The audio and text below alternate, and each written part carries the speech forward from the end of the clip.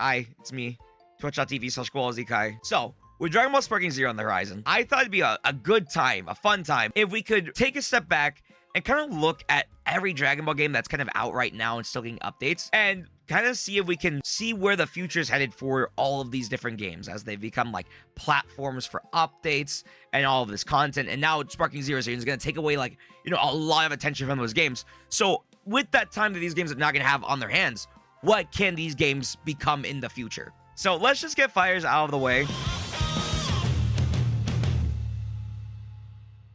It's dead, bro. ArcSys is no longer working on the project. They have not for a while, as them and Bandai basically have ruined their relationship. Now, that doesn't mean the game doesn't get updates, because obviously it does. Bandai still supports the game. They still give it updates. They still run their tournaments. But because of ArcSys no longer being involved, we can't get it, the relevancy for the game is dying. We can't get new characters, can't get meaningful updates. And even when Bandai updates the game, they also kind of fucking break it, like with rollback. And the saddest part is that the chances of Bandai repairing their relationship with ArcSys is very, very slim. And here's the thing, even if they did repair their relationship with ArcSys, they most likely wouldn't give updates to FighterZ. They'd probably just make FighterZ 2. Now, what would a potential FighterZ 2 look like? I have some ideas. I didn't fully develop them for this video just because the state of ArcSys and Bandai. But I do think, considering the FGC is most likely getting Marvel back and there's probably going to be a new MVC game coming soon, we don't really need a game in the scene like FighterZ since we have MVC. And so, if there was a second game, I think that's a good time to experiment with different playstyles. See what we can like have fun with. Maybe don't have a 3v3 game. I'd be fine with a 2v2 game where maybe the two characters you have on your team are way stronger, way crazier.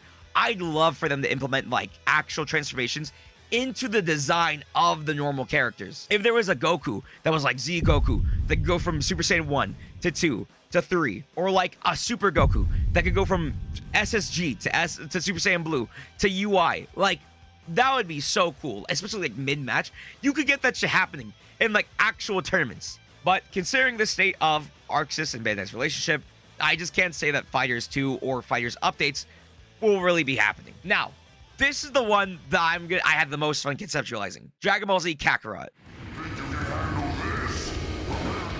It ends now! Now I'm mad, Frieza!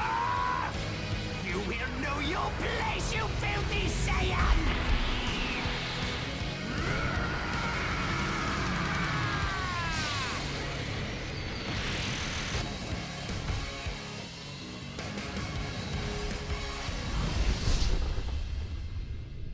Now, the game has essentially said its goodbyes 2 times already. They had that first wave of DLC where they adapted the 2Z movies, Resurrection of F and Battle of Gods, and then did that whole Future Trunks storyline that told us the story of Future Trunks before the Cell Saga and after the Cell Saga, which was awesome. And after that, they said, bye-bye, we're done. We're not touching this game no more. And then right after that, they came back. They came back in for another season. And we got another 3 stories of DLC. We got the Bardock special. We got the final World Tournament arc from OGDB. And of course, we got End of Z to cap it all off. And once again, the team said, bye-bye, we're no longer working on this game. And yet, the teasers persist that they are going to come back once more for another season of DLC. Now, why would this be?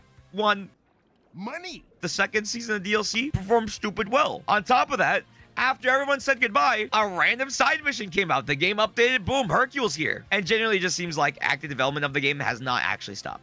So, if the team were to come back for a season 3 of DLC, another wave with 3 more stories to tell, what would those stories be? Now, I think there's 2 ways you can go about this. And this is depending on how much you want to break the rules of Z Kakarot. Initially, Z Kakarot was just supposed to be like only canon stuff, only telling canon stories with adding more depth in lore that you could consider canon. They were working with Toriyama to make the whole thing. It was very much, if you play this game, you will understand the story of Dragon Ball Z from beginning to end. But by adapting the Bardock special and watering down the 2 movies, they've kind of made it unclear if they can do non-canon stuff or not. And I think that's where the split is.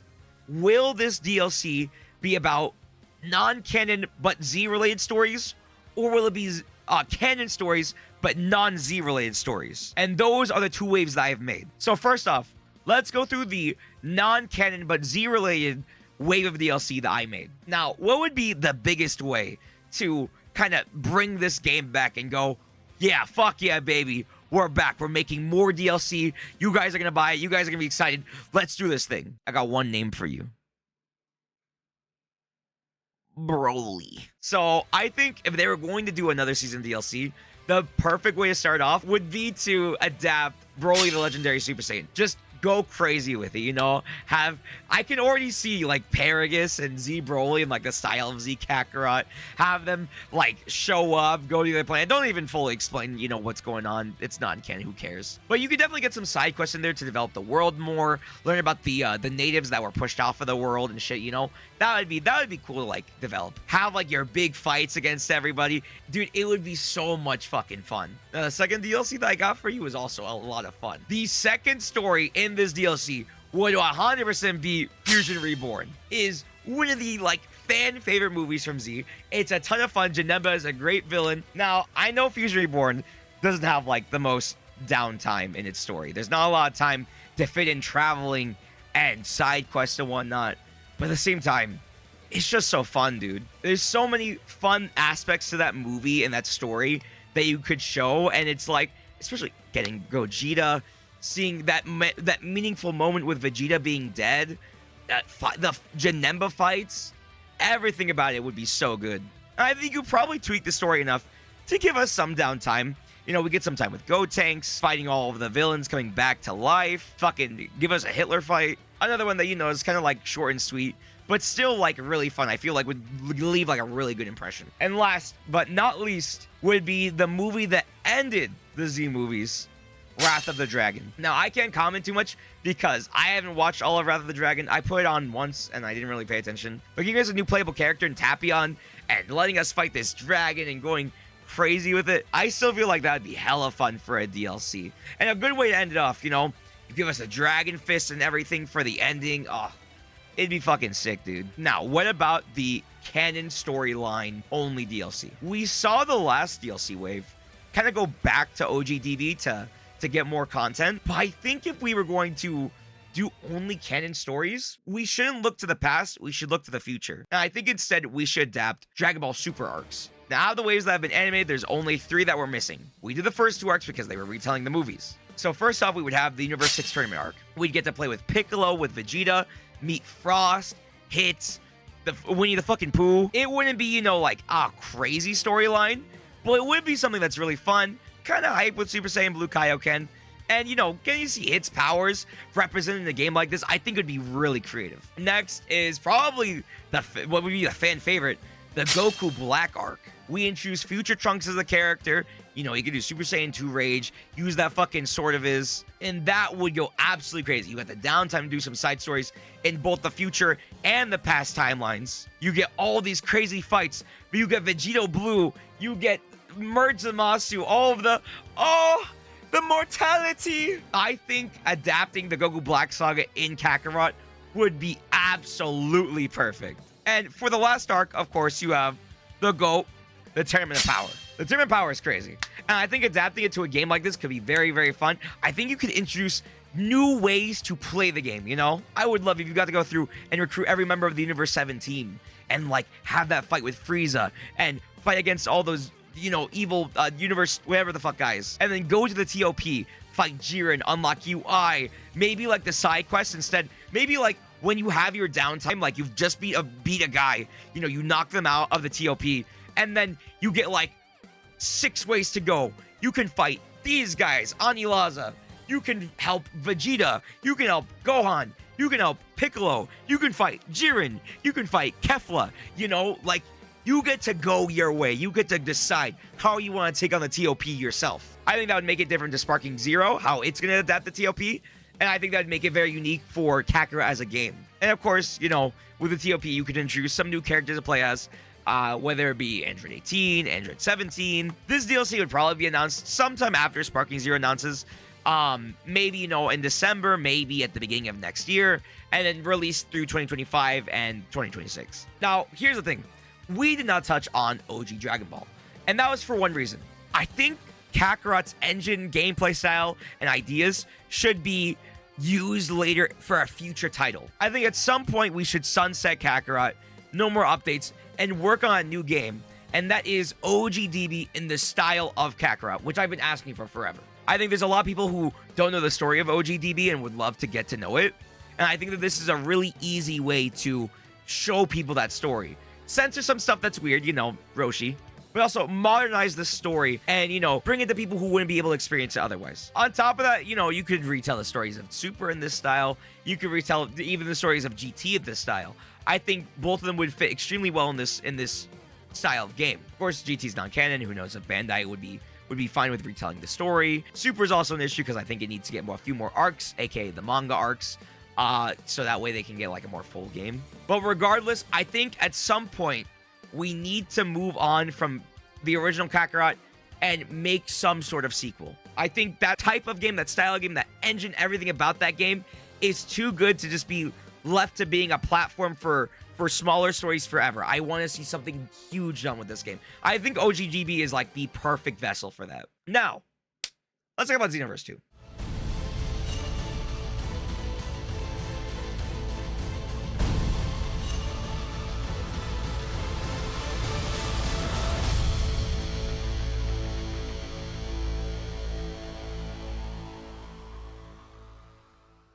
Now that Sparking Zero is coming out, my head has been racking around about Xenoverse 2 because I feel like its purpose for existing is essentially gone. Sparking Zero is not only taking the what-if concept of Xenoverse, but it's also introducing a ton of characters into this roster, 182 to be exact, and doing it in a far more appealing manner. So my question is does Xenoverse 2 have a reason to continue existing now that Sparking Zero is essentially doing a lot of what it does to begin with? In my eyes, I'm gonna be completely honest, I don't think Xenoverse 2 has a reason to keep going. Will it though? Abso-fucking-lutely. It has like another 2 years of DLC already confirmed. Who knows if they'll keep going after that? I don't know. But the opportunity is there, and they should take it. You know, tell the stories you want to tell. To be completely honest, I don't even know what stories Xenoverse 2 has told up to this point. I know the last one was a version of Superhero. Hopefully, after that DLC is done, they will sunset the game, and the team can maybe work on Xenoverse 3. I feel like, you know, making Xenoverse 3 something huge, something special, something that can last just as long as Xenoverse 2. And I left this as a subsection of the Xenoverse section just because it is essentially a subgame. Dragon Ball The Breakers. Breakers should continue to exist and get updates. It is a very cheap game to make. It's working off the framework of Xenoverse, which is very good. It uses its models, voice acting, you know, all of that. And while it has a small player base, it's also a strong player base. The game finally made the leap to crossplay, which was huge for the entire player base. And I think the one thing Breakers should do to continue existing is not go free to play, but instead port the game to mobile devices. I think with its mechanics and its gameplay styles, you could reasonably make that work on a smartphone. And I think putting on phones will mean that the game will get more support. People will be willing to, you know, pay microtransactions.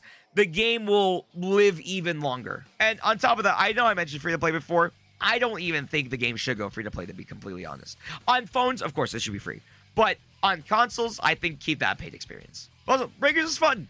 Keep updating it, please. And of course, now we get to the final dish of this video, the game that ain't even out yet, Dragon Ball Sparking Zero. Hey, let's go! I'll blow everything away! Seriously? I'll take you out! This is the end for you! On the pride of the Saiyans! Well then, let's carry on, shall we? I must be victorious! Triangle Danger Beam! I'm not going to lose! Son of a... Better not embarrass Master! What? You'll have to excuse me. What has put the trust in me? Get back down!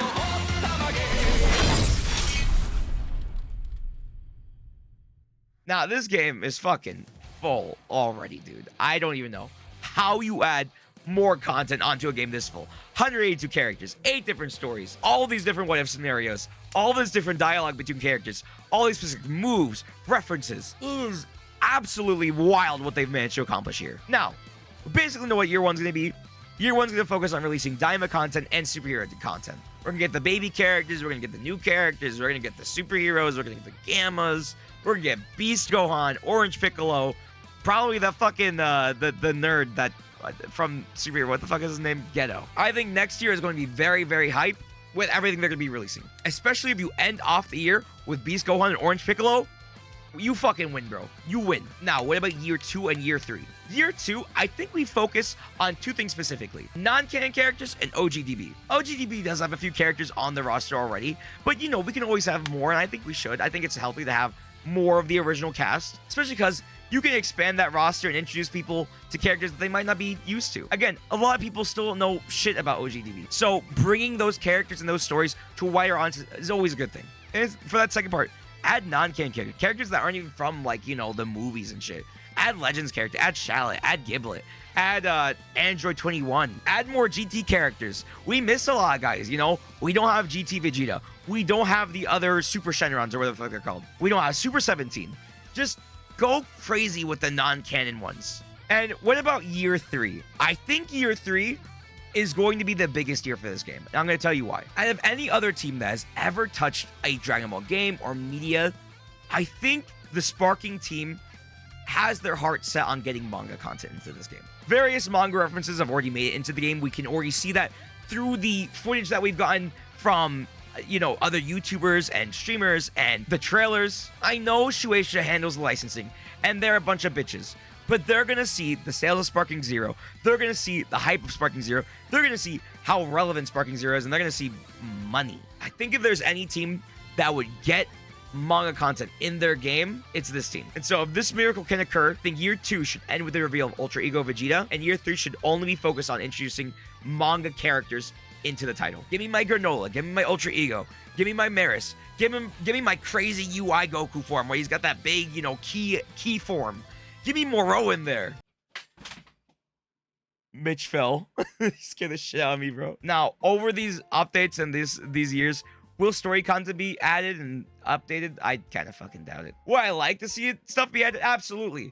Dude, if in year 2, we could get, like, what if OGDB, and year 3, we could get, like, what if manga content, that would go crazy.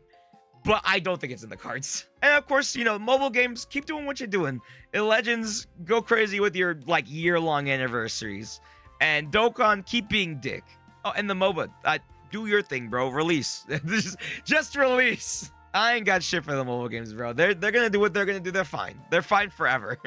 And with that, I think we laid out, you know, a future for every Dragon Ball game that we could see happening. That while some of the stuff isn't entirely realistic, I feel like some of it's just fun. And at the end of the day, that's what video games are. Video games are fun. And Dragon Ball games, out of all games, are the ones that go so crazy with everything that they do, everything that they add. So I feel like, you know, putting our hearts in the stars isn't always an issue. Of course, hop on my Twitch channel. We will be playing Sparking Zero the day it releases, and we will be going cuckoo crazy with it, bro. Come in, come fight me, come throw hands. We'll go explore the what if content. There will be a video up on this channel for it. If you are excited for Sparking Zero, this is your place. We are going to do everything for Sparking Zero, I promise you. With that, my time here is done. I must flee. I must go back to my planet. Goodbye, freaks.